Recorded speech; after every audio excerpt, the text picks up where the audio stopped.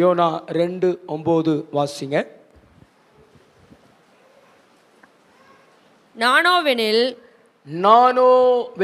துதியின் சத்தத்தோடே உமக்கு பலியிடுவேன். துதியின் சத்தத்தோடு உமக்கு பலியிடுவேன். நான் பண்ணின பொருத்தனையை செலுத்துவேன். நான் பண்ணின பொருத்தனைகளை செலுத்துவேன். ரட்சிப்பு கர்த்தருடையது என்றான். ரட்சிப்பு கர்த்தருடையது என்றான். அல்லேலூயா. நம்முடைய ஆண்டவருடையது தான் ரட்சிப்பு. நம்மளுடைய ஆண்டவரை தவிர இந்த உலகத்தில் வேறொன்றும் நம்மளை ரட்சிக்காது. ரட்சிப்பு யாருடையது? தேவனுடையது. தேவன் மட்டும்தான் நம்மளை ரட்சிக்க முடியும். தேவன் ஒருத்தர் தான் நம்மளை ரட்சிக்க முடியும். பக்கத்தில் இருக்கிறவங்கள பார்த்து சொல்லுங்களேன், தேவன் ஒருவர் தான் நம்மளை ரட்சிக்க முடியும். அவரை தவிர வேற ஏதாவது நம்மளை ரட்சிக்கும் அப்படின்னு நம்புனீங்கன்னா அது பொய். நல்ல கைத்தட்டி ஆண்டவருக்கு நம்ம நன்றி சொல்லுவோம். அல்லேலூயா. நல்ல 2 கைகளை தட்டி ஆண்டவருக்கு நம்ம நன்றி சொல்லுவோம். இந்த ரட்சிப்பு கர்த்தருடையதா இருக்கிறபடினால, இந்த ரட்சிப்பு கர்த்தருடையதா இருக்கிறபடினால, இந்த ரட்சிப்பு நம்முடைய வாழ்க்கையில் வெளிப்படுவதற்கு, இந்த ரட்சிப்பு நம்முடையதாக மாறுவதற்கு நாம் என்ன செய்யணும்னு அதில் சொல்கிறாரு. துதியின் சத்தத்தோடு உமக்கு பலியிடுவேன் அப்படி சொல்கிறார். முதல்ல துதியின் சத்தத்தோடு உமக்கு பலியிடுவேன் அப்படி சொல்கிறாரு. ரெண்டாவது சொல்கிறாரு, பொருத்தனைகளை செலுத்துவேன். பொருத்தனைகளை செலுத்துவேன். நாம் நம்முடைய வாழ்க்கையில் தேவன் அவருடைய ரட்சிப்பை வெளிப்படுத்துவதற்கு பொருத்தனைகள் செய்ய வேண்டும். என்ன செய்ய வேண்டும்? பொருத்தனைகள் செய்ய வேண்டும். இந்த பொருத்தனைக்கு சுத்தமான தமிழில் நேர்த்தி கடன் அப்படி சொல்லுவாங்க. அதுக்கு இன்னும் சுத்தமான தமிழில் சொல்ல போகணும் அப்படின்னா நியமித்த கடன். என்ன கடன்? தேவன் கேட்டிருக்க மாட்டாரு. தேவன் கேட்டிருக்க மாட்டாரு. ஆனால் ஆண்டவரே நீர் இதை தந்தால் இதை தருவேன். சிலர்லாம் சொல்லுவாங்கள்ல, எனக்கு ஒரு அரசாங்க வேலையை தேவன் கொடுத்தா அந்த முதல் மாத சம்பளத்தை தேவனுக்கு கொடுத்துருவேன் அப்படி சொல்லி நியமிப்பாங்க. அதாவது நாம் நியமித்த கடன், அது ஒரு கடன். தருவேன் என்று நம்ம நியமித்த ஒரு கடன். அது ஒரு விசுவாசத்தினால நம்ம செய்யக்கூடிய ஒரு காரியம். ஆனால் நமக்கு ரட்சிப்பு வேணும் அப்படின்னா நம்ம கண்டிப்பாக இப்படிப்பட்ட பொருத்தனைகளை நம்ம தேவனுக்கு செய்து அதை செலுத்த வேண்டும். ஆமென். உற்சாகம் அவர் அல்லேலூயா சொல்லுவோமா? அல்லேலூயா. கர்த்தர் நல்லவர். இதை நீங்கள் ஞானமாக செய்யணும். சில பேர்லாம் பொருத்தனை பண்ணுவாங்க. எப்படி பொருத்தனை பண்ணுவாங்க? என் பேரனுக்கு 3 மொட்டை அப்படின்னு. என் பேரனுக்கு எத்தனை மொட்டை? 3 மொட்டை.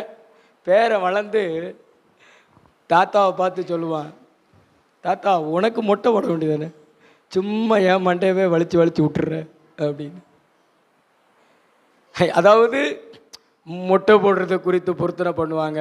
இல்லைன்னா நடந்து போகிறது, இல்லைன்னா விழுந்து விழுந்து கும்பிடுறது. இப்படிப்பட்ட ஒரு பொருத்தனைகளெல்லாம் முட்டாள்தனமான பொருத்தனைகள். ரட்சிப்பு வராது. வேதாகமத்தில் சில பேர் அப்படிப்பட்ட பொருத்தனைகளை பண்ணியிருக்கிறாங்க. நான் அதை உங்களுக்கு காண்பித்து கொடுக்குறேன். கர்த்தருக்கு ஸ்தோத்திரம். பொருத்தனைகள் கூட ஞானமாக செய்யணுங்க பிரதர். ஜெபம் கூட ஞானமாக செய்யணும். ஜெபம் கூட எப்படி செய்யணும்? ஞானமாக செய்யணும். அப்போ தான் அதுக்கு பலன் இருக்கும். நீங்கள் ஞானம் இல்லாமல் செஞ்சீங்கன்னா ஜெபிச்ச ஒரு திருப்தி இருக்கும், ஆனால் ஜெபத்துக்கு ஒரு ரட்சிப்பை நீங்கள் என்ன செய்ய முடியாது, பார்க்க முடியாது. உற்சாகம் ஒரு அல்லேலூயா சொல்லுங்களேன். வசனத்தை கேட்க ஆர்வமாக இருக்கிறீங்களா? உங்களெல்லாம் பார்த்து ஆர்வமாக இருக்கிற மாதிரி தெரில. ஆர்வமாக இருக்கிறோம் பாஸ்டர்னு சொல்லுவாங்க. கையொத்தி காமிங்களேன். உண்மையா உங்களுக்கெல்லாம் ஆர்வம் இல்லையா? ஆமாம், நான் சொல்லுகிறத கவனமாக கேளுங்க. ஏன்னா நான் பேசுகிறது தேவனுடைய வார்த்தை. உங்கள் வாழ்க்கையில் அற்புதத்தை கொண்டு வரும். இந்த பொருத்தனைக்கு இன்னொரு வசனம் நமக்கு விளக்கம் சொல்லுகிறது. உபாகமம் புஸ்தகம் 23:23.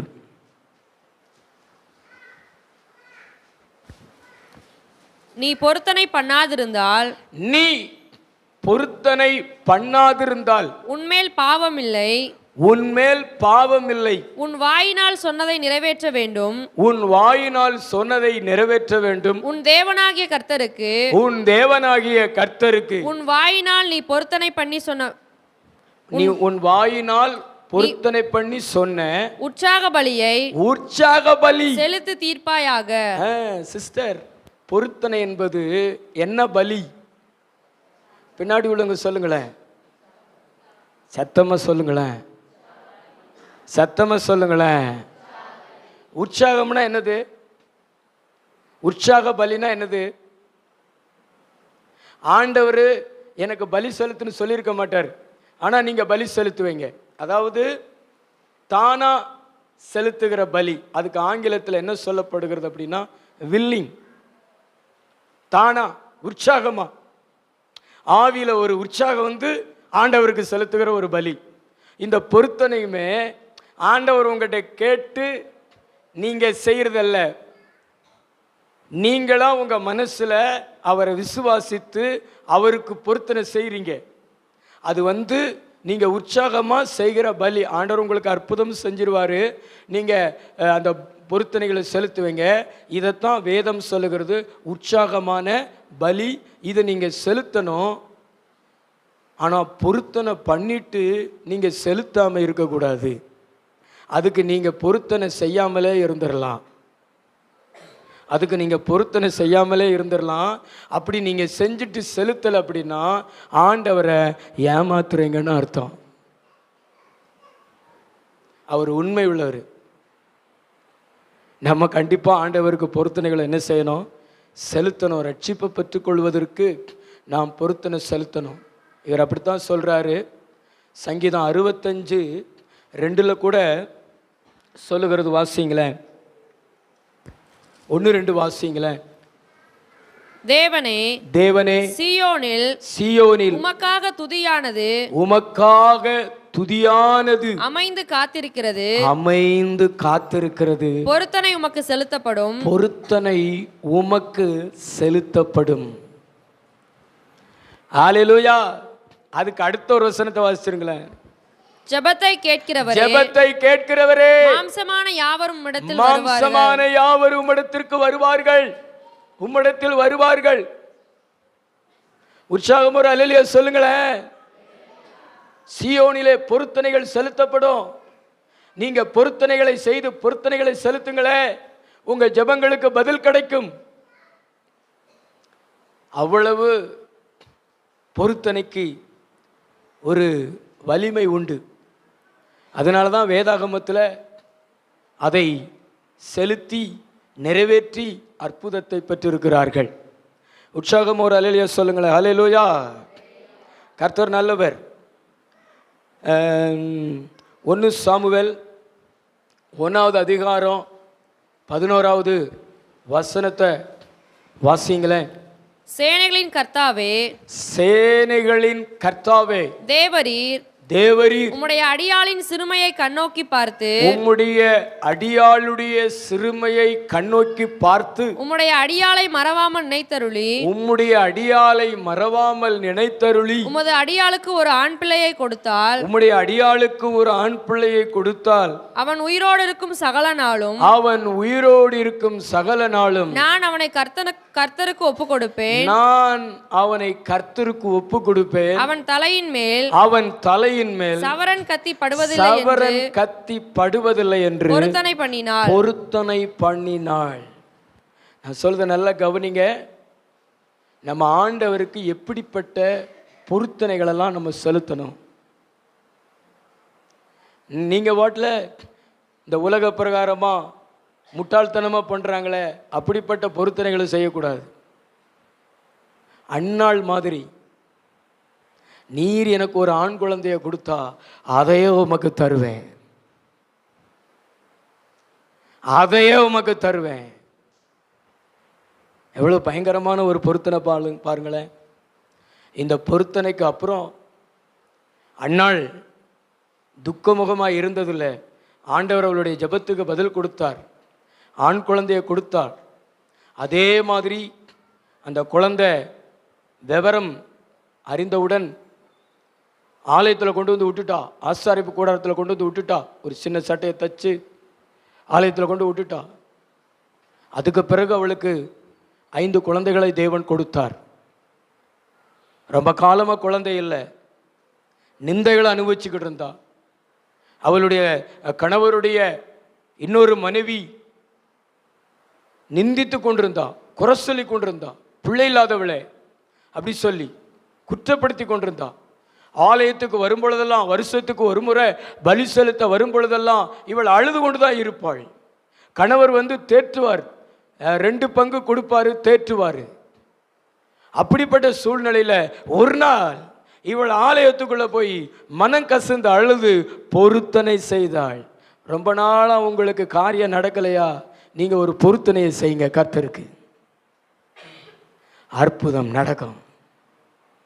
அது திருமண காரியமாக இருந்தாலும், பிள்ளையை பெற்றெடுக்கிற காரியமாக இருந்தாலும், வேலை கிடைக்கிற காரியமாக இருந்தாலும், நீங்கள் ஒரு பொருத்தனையை பண்ணுங்களேன்.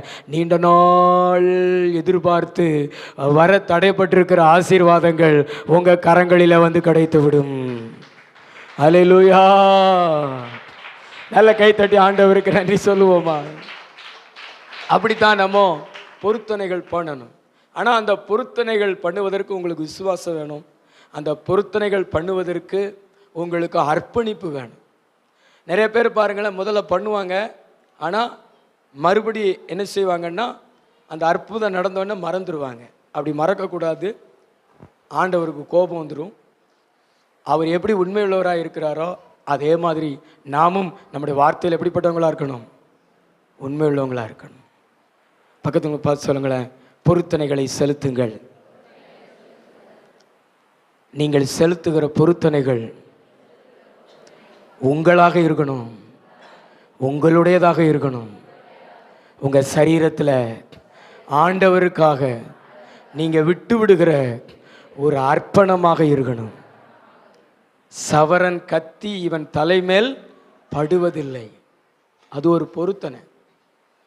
சவரன் கத்தினா முடிவெட்டுறவங்க கத்தி, மொட்டை போடுகிறது இல்லை. ஆனால் இன்னைக்கு மொட்டை போடுறதான் பொருத்தனை ஆயிடுச்சு மக்களுக்கு. ஆனால் இவள் பொருத்தனை பண்ணுறா, இவனுக்கு மொட்டையே கிடையாது அப்படி சொல்லி. கர்த்தர் அற்புதத்தை செய்தார். நீங்களும் அப்படித்தான் ஏதாவது ஒரு தீர்மானம் எடுக்கலாம், அதாவது பொருத்தனை எடுக்கலாம். பூ வைக்க மாட்டேன், நகை போட மாட்டேன், கம்மல் போட மாட்டேன், ஒயிட் சாரி கட்டுவேன், பரிசுத்தமாக இருப்பேன் அப்படி சொல்லி நீங்கள் பொருத்தனை செய்யலாம். அப்படியெல்லாம் செஞ்சீங்கன்னா நல்லா இருப்பீங்க நீங்கள் பக்கத்துவங்களை பார்த்து. ஆனால் இப்படி பொருத்தனை எடுத்துடாதீங்க. சர்ச்சுக்கு வரும்போது மட்டும் பூ வைக்க மாட்டேன், ஸ்கூலுக்கு போகும்பொழுதெல்லாம் பூ வச்சுட்டு போவேன். அல்லேலூயா! அர்ப்பணிப்புக்கு நமக்கு ஆசீர்வாதம் உண்டு. பில்லி கிரஹாம் கேள்விப்பட்டிருக்கீங்களா?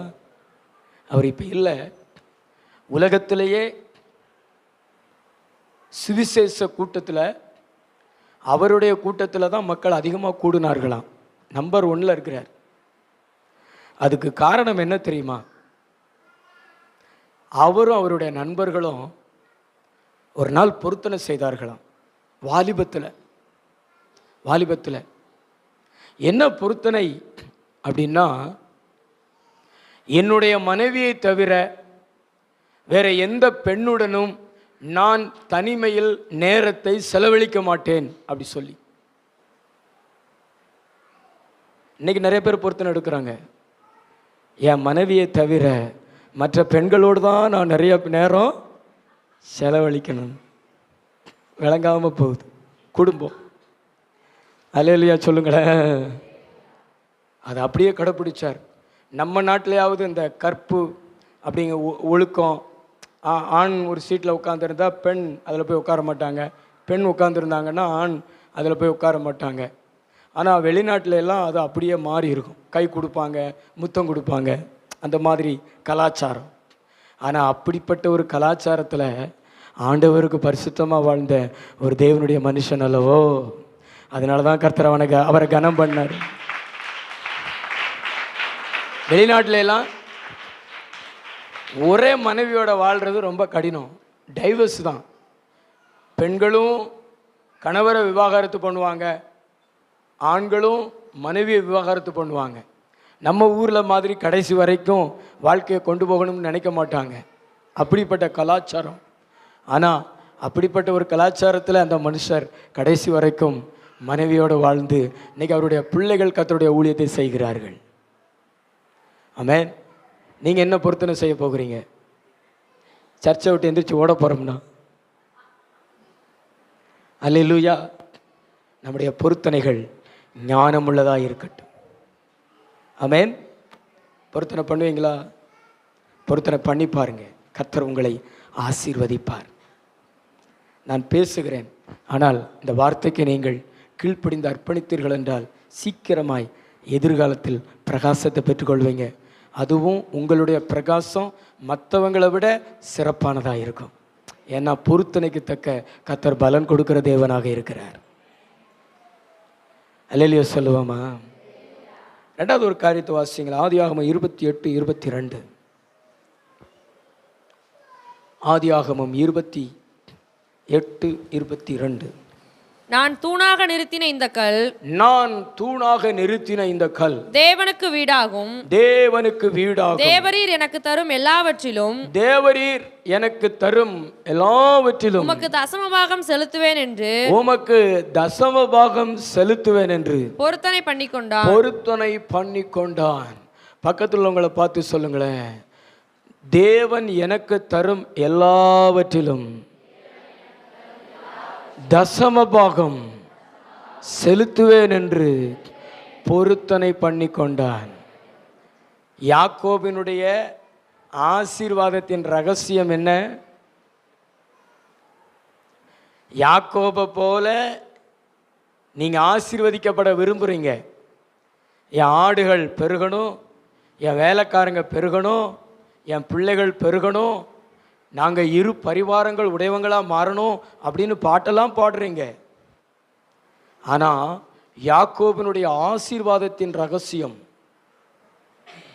தேவனுடைய வீட்டில் வந்து பெத்தேலில் வந்து கர்த்தர் அவன் அறிந்த பின்னு அவன் தன்னுடைய வாழ்க்கையை ஒப்பு கொடுக்குறான். அப்போ ஒரு பொருத்தனையும் பண்ணுறான். என்ன பொருத்தனை பண்ணுறான்? கர்த்தர் எனக்கு தரும் எல்லாவற்றிலும் தசம பாகம் தருவேன். கர்த்தர் எனக்கு தரும் எல்லாவற்றிலும் தசம பாகம் தருவேன். கர்த்தர் அவனுடைய வாழ்க்கையில் ரட்சிப்பை கொடுத்தாரா? அவனுடைய மாமா இவன் எழும்பக்கூடாதபடி, இவன் முன்னேறக்கூடாதபடிக்கு 10 முறை சம்பளத்தை மாற்றினான். 10 முறை சம்பளத்தை மாற்றினான். எப்படி ஆகல இவன் முன்னேற்றத்தை முடைக்கிறணும்னு சொல்லி. இன்னைக்கும் பாருங்களேன், நம்ம வேலை செய்கிற இடத்துல பல மனிதர்கள், முதலாளி கூட நம்ம முன்னேறிடக்கூடாதபடிக்கு சூழ்ச்சியினால கெடுப்பாங்க. ஆனால் நீங்கள் பொருத்தனை பண்ணி தசம பாகத்தில் நீங்கள் உண்மையாக இருந்தீங்கன்னா நீங்கள் மேற்கொள்வீர்கள். அந்த தடைகளை சீக்கிரமாய் பெருகி விடுவீர்கள். கர்த்தர் உங்களை பெருகவே பெருகவே பெருகவே பெருக பண்ணுவார். ஹல்லேலூயா.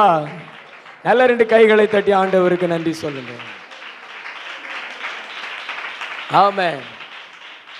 கர்த்தர் நல்லவர். ரட்சிப்பு கர்த்தருடையதுன்னு நான் சொன்னேன். கர்த்தர் நம்ம அவருக்கு பொருத்தனைகள் பண்ணும் பொழுது எதில் இருந்தெல்லாம் நம்மளை ரட்சிக்கிறாரு அதை நான் உங்களுக்கு வேகமாக சொல்கிறேனே. யோபு 36:31 வாசிங்களேன். யோபு. அவைகளால் ஜனங்களை தண்டிக்கிறவரும் அவைகளால் ஜனங்களை தண்டிக்கிறவரும் ஆகாரம் கொடுத்து ரட்சிக்கிறவருமாயிருக்கிறார். ஆகாரம் கொடுத்து ரட்சிக்கிறவருமாய் இருக்கிறார். பக்கத்துல உங்களை பார்த்து சொல்லுங்களேன், ரட்சிப்பு கர்த்தருடையது. நம்ம முதல்ல சொன்னோம்ல, நீங்க பொருத்தனை செய்யும் பொழுது கர்த்தருடைய ரட்சிப்பு உங்களுக்கு வெளிப்படும். எப்படி வெளிப்படும்னா, உங்களுக்கு ஆகாரம் கொடுத்து கர்த்தர் உங்களை ரட்சிப்பாரா? என்ன கொடுப்பாரா? சத்தமா சொல்லுங்களேன். யோசேப்பு எகிப்து தேசத்தில் ஆகாரம் கொடுத்தாரு பார்த்தீங்களா? இல்லைன்னா எல்லா பேரும் செத்து போயிருப்பான். அப்படிதானே? கோதுமை இல்லாமல் எல்லா பேரும் என்ன செஞ்சிருப்பான்? செத்து போயிருப்பான். ராஜா முதற்கொண்டு செத்து போயிருப்பான். 7 வருஷம் பஞ்சம். ஆனால் கர்த்தர் யோசேப்பை எழுப்பி அந்த மக்களுக்கு தானியம் கொடுத்து ரட்சித்தார். அது மாதிரி உங்களுக்கும் நல்ல விளைச்சலை கொடுத்து நல்ல போஜனத்தை கொடுத்து உங்களை ரட்சிப்பார். அல்லேலூயா சொல்லுங்களேன், நல்ல 2 கைகளை தட்டி. உபாகமம் 20:4. உபாகமம் 20:4. உபாகமம் 20:4. உங்களுக்காக உங்கள் சத்துருக்களோட யுத்தம் பண்ணவும், உங்களுக்காக உங்கள் சத்துருக்களோடு யுத்தம் பண்ணவும், உங்களை ரட்சிக்கவும், உங்களை ரட்சிக்கவும், உங்களோட கூட போகிறவர், உங்களோடு கூட போகிறவர். 2வது, உங்களுக்கு விரோதமாய் இருக்கிற சத்துருக்களில் இருந்து உங்களை ரட்சிக்கிறவர். பக்கத்துங்களை பார்த்து சொல்லுங்களேன், உங்களுக்கு விரோதமாய் இருக்கிற சத்துருக்களில் இருந்து உங்களை ரட்சிக்கிறவர். நல்ல கையை பிடிச்சு சொல்லுங்களேன், உங்களுக்கு விரோதமாய் இருக்கிற உங்கள் சத்துருக்களிலிருந்து ரட்சிக்கிறவர். முகத்தை பார்த்து சொல்லுங்களேன், பிரதர், நமக்கு விரோதமாக எத்தனை சத்துருக்கள் இருக்கிறாங்க? நமக்கு விரோதமாக எத்தனை சத்துருக்கள் இருக்கிறாங்க? இஸ்ரவேல் ஜனங்களுக்கு எதிராக பார்வோன் எகிப்தியர்கள் சத்துருக்களாக இருந்தது போல நமக்கு விரோதமாக நிறைய சத்துருக்கள் எழும்புவார்கள். சத்துருக்கள் கூட பிறக்கிறார்கள். சத்துருக்கள் நம்மளால் உருவாக்கப்படுகிறார்கள். இன்னைக்கு ஒருத்தர் நமக்கு சத்துருவாக இருக்கிறான்னா, ஒன்று நம்ம கூட பிறந்தவனாக இருக்கணும், இல்லைன்னா நம்மளால் உருவாக்கப்பட்டவனாக இருக்கணும். அப்படிதானே? ஆனால் அந்த சத்துரு நமக்கு விரோதமாக பட்டயத்தை எடுக்கும் பொழுது கர்த்தர் ரட்சிக்கிறார். சவுலின் பட்டயத்திற்கு கர்த்தர் தாவீதை தப்புவித்தார். அவன் இராணுவம் வச்சு தேடினான். இந்த தாவீதை, ஒரு இளைஞனை விடிய விடிய தேடினான். நம்ம ஊரில் மலையில் ஒளிந்திருந்த வீரப்பனை அதிரடி படைகள் தேடினது மாதிரி அந்த ஊரில் தாவீதை சவுலு அப்படி தேடினான். ஆனால் கர்த்தர் ஒரு முறை கூட அவன் கையில் ஒப்பு கொடுக்கல. நம்மளை ரட்சிக்கிறவர் நம்ம கூட இருந்தா ஏவன் நமக்கு என்ன செய்ய முடியும்? அல்லேலூயா. அதனால தான் எபிரேயர் 13:3 சொல்லுகிறது, கர்த்தர் எனக்கு சகாயர், நான் பயப்படேன், மனுஷன் எனக்கு என்ன செய்வான் என்று சொல்லலாமே. எந்த மனுஷனும் நமக்கு தீமை செய்ய முடியாது பிரதர். எந்த மனுஷனும் நமக்கு தீமை செய்ய முடியாது. பில்லி சூனிய வச்சோ, மைய மந்திர வச்சோ, அல்லது பட்டயத்தை எடுத்தோ, ஏதோ ஒரு விதத்தில் கர்த்தர் நம்மளை சத்துருக்களின் கையிலிருந்து ரட்சிக்கிறவராக இருக்கிறார். விசுவாசிக்கிறீங்களா? நல்ல கை உயர்த்தி ஒரு இடிமலை அல்லேலூயா சொல்லுங்களேன். இன்னொரு அல்லேலூயா சொல்லுங்களேன். கர்த்தர் பெரியவர். கடைசியாக எபிரேயர் 8:7. எபிரேயர் 8:7. அந்த முதலாம் உடன்படிக்கை, அந்த முதலாம் மரணத்திலிருந்து ரட்சிக்க வல்லவர். பலத்த சத்தத்தோடும் கண்ணீரோடும் ஜெபித்தார். எபிரேயர்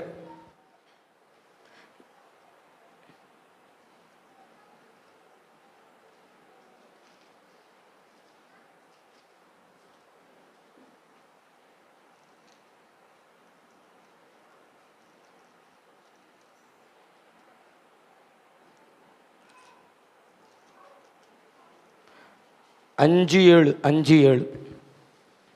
அவர் மாம்சத்தில் இருந்த நாட்களில், அவர் மாம்சத்தில் இருந்த நாட்களில் தம்மை மரணத்திலிருந்து ரட்சிக்க வல்லமையுள்ளவரை நோக்கி, தம்மை மரணத்திலிருந்து ரட்சிக்க வல்லமை உள்ளவரை நோக்கி பலத்த சத்தத்தோடும் கண்ணீரோடும் விண்ணப்பம் பண்ணி. போதும். இதுல என்ன சொல்லப்பட்டிருக்கிறது? நம்மை சொல்லுங்களேன். அந்த வசனத்தை எல்லாரும் வாசிங்களேன். எல்லாரும் அவர்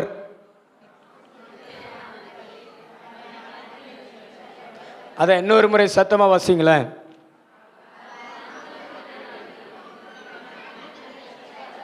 அந்த தம்மைன்னு போட்டிருக்கு பார்த்தீங்களா, அதில் உங்கள் பேர் போட்டு வாசிங்களேன். அவர் மாம்சத்தில் இருந்த நாட்களில் அதிசயராஜை மரணத்திலிருந்து ரட்சிக்க வல்லமை உள்ளவரை நோக்கி. நம்ம ஆண்டவர் மரணத்திலிருந்து பாதாளத்திலிருந்து நம்மளை ரட்சிக்கிறவர். நல்ல கைத்தட்டி ஆண்டவருக்கு நன்றி சொல்லுவீங்களா? ஆமே. மனுஷனுக்கு எத்தனையோ விதங்களில் மரணம் வருகிறது. நான் சொல்றதை கவனிங்க. 6 சாவு 100 சாவுன்னு சொல்லிட்டு அடக்கம் பண்ணத்தான் செய்கிறான். ஏதோ ஒரு விதத்தில் மக்கள் மரிக்கிறாங்க. இயேசு இல்லாததுனால தான் மரிக்கிறாங்க. இயேசு இருந்தா அவங்கள மரணத்திலிருந்து ரட்சிப்பார். ஒருவேளை கிறிஸ்தவங்களா இருந்து சர்ச்சுக்கு வர்றவங்களா இருந்து மரிக்கிறவங்கள நம்ம அதிகமாக பார்க்க முடியாது. கிறிஸ்தவங்களாக இருப்பாங்க, சர்ச்சுக்கு வருவாங்க, ஆனால் இயேசு கிறிஸ்துவோடு அதிக ஈடுபாடு இல்லாமல் இருப்பாங்க. முழுமையாக அவர் மேல் நம்பிக்கை வச்சுருக்க மாட்டாங்க. ஞாயிற்றுக்கிழமை சரியாக ஆராதனைகளுக்கு வர மாட்டாங்க, ஜெபங்களுக்கு வர மாட்டாங்க, அந்த மாதிரி இருப்பாங்க. அந்த மாதிரி ஆட்கள் பிசாசால் அப்படியே தூக்கப்பட்டுருவாங்க, மரணத்தினால தூக்கப்பட்டுருவாங்க. ஆனால் நீங்கள் இயேசு கிறிஸ்துவ மாதிரி, நீங்கள் தேவன் மேலே அவர் பற்றுதலாக இருந்தது மாதிரி, நீங்கள் ஆண்டவர் இயேசு கிறிஸ்து மேலே ரொம்ப பற்றுதலாக இருந்தீங்கன்னா, விசுவாசமாக இருந்தீங்கன்னா, எந்த மரணமும் உங்களை சேதப்படுத்தாதபடி கர்த்தர் காப்பார். நான் சொல்லுறதை நம்புறீங்களா? அல்லேலூயா. பிரதர், மரணத்தில் 2 மரணம் இருக்குது. மரணத்தில் எத்தனை மரணம் இருக்குது? 2 மரணம் இருக்குது. ஒரு மரணம் பார்த்தீங்கன்னா சரீரப்பிரகாரமான மரணம். இன்னொரு மரணம் இருக்குது. அது என்ன மரணம்? 2ஆம் மரணம். அது நரகம், அது பாதாளம். அதை மட்டும் வாசிங்களேன். வெளிப்படுத்தின விசேஷத்தில் கடைசி அதிகாரம்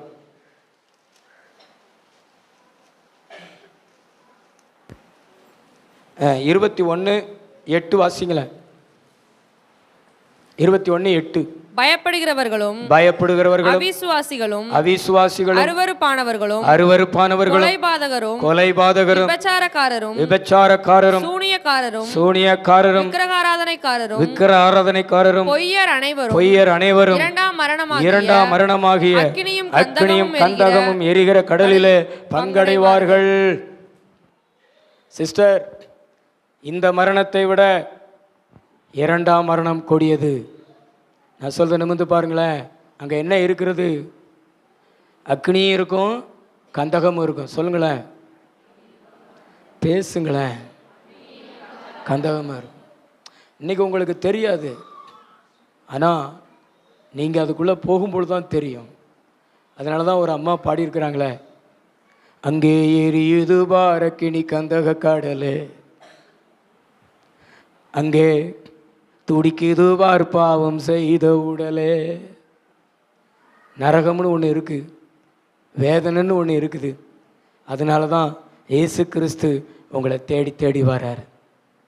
நீங்கள் ஓடி ஓடி போகிறீங்க, மற்றதுக்கெல்லாம் ஓடி ஓடி போகிறீங்க. ஆனால் ஜெபத்தை விட்டுட்டு ஓடி ஓடி போகிறீங்க, ஆராதனை விட்டுட்டு ஓடி ஓடி போகிறீங்க. ஆண்டவர் சொல்கிறார், உங்களை சரீர மரணத்திலிருந்து உங்களை ரட்சிப்பார், நரக மரணத்திலிருந்து உங்களை ரட்சிப்பார். ஆமென், அல்லேலூயா. அதனால தான் வேதம் சொல்லுகிறது, ரட்சிப்பு கர்த்தருடையது. நீங்கள் உங்கள் வாழ்க்கையில் பொருத்தனைகள் செய்து அந்த ரட்சிப்பை சுதந்திரிங்க. யோனாவை மீன் கரையில் கக்கினது மாதிரி உங்கள் வாழ்க்கையில் உங்களை மூடி வைத்திருக்கிற, உங்களை அடிமைப்படுத்தி வைத்திருக்கிற எல்லாம் உங்களை கரையில் கக்கி விடும். நீங்கள் சொல்லுவீங்க, ரட்சிப்பு கர்த்தருடையது. அல்லேலூயா. எல்லாரும் முழங்கால் படிவிடுவோமா? நீங்கள் பொருத்தனை செய்வீங்களா? சியோனிலே பொருத்தனைகள் செலுத்தப்படும். சியோனிலே பொருத்தனைகள் செலுத்தப்படும். என்னென்ன பொருத்தனை எடுக்க போறீங்க? உங்க வலது கரத்தை உயர்த்தி பொருத்தனை எடுங்களேன். ரட்சிப்பு கர்த்தருடையது. உன் கணவரை ரட்சிப்பார், உன் பிள்ளைகளை ரட்சிப்பார், உன்னை பாவத்திலிருந்து ரட்சிப்பார், உன்னை சாபத்திலிருந்து ரட்சிப்பார், உன்னை நோய்கள்ல இருந்து ரட்சிப்பார், உன்னை மரணத்திலிருந்து ரட்சிப்பார். பொருத்தனை செய்றீங்களா? அண்ணாள் மாதிரி எத்தனை பேர் பொருத்தனை செய்றீங்க? நல்ல கை உயர்த்தி. யாக்கோபு மாதிரி நீ ஆசீர்வதிக்கப்படணும்னா யாக்கோபு மாதிரியே பொருத்தனை செய். கர்த்தர் எனக்கு தருகிற எல்லாவற்றிலும் தசம பாகம் தருவேன். உன் கையை உயர்த்தி காமி, அவர் பார்க்கட்டும். உன் கை மேலே ஒரு அபிஷேகம் வரும். இந்த பொருத்தினை செஞ்சுட்டு போய் நீ உன் வேலையை தொடங்கு. ஒரு வித்தியாசத்தை பார்ப்ப, ஒரு மறுரூபத்தை பார்ப்ப. கர்த்தர் வாங்க கரத்தில் இருக்கிற அந்த வேலையில் ஒரு அதிசயத்தை செய்திருக்கிறத நீ பார்ப்ப. அப்படிப்பட்ட ஒரு உற்சாகமான பலி அன்னைக்கு செலுத்த அர்ப்பணம் செய். கையை கீழே போடாத, நல்லா ஜெபிச்சுக்கிட்டே இரு. வாலிப பிள்ளைகள் பொருத்தனை செய்யுங்க, எல்லாரும் பொருத்தனை செய்யுங்களேன். கர்த்தர் இறங்குங்கப்பா, கர்த்தர் இறங்குங்கப்பா, கர்த்தர் இறங்குங்கப்பா. அந்த கை வழியாய் கர்த்தர் இறங்குறாரு. உன் கரத்து வழியாய் கர்த்தருடைய வல்லமை இறங்குகிறது. உன் கரங்கள் உயர்த்தப்பட்டிருக்கிறது. அந்த கரங்கள் செய்கிற வேலையெல்லாம் ஆண்டவர் ஆசீர்வதிக்க போறாரு. உன்னை மரணத்திலிருந்து ரட்சிக்க போறாரு.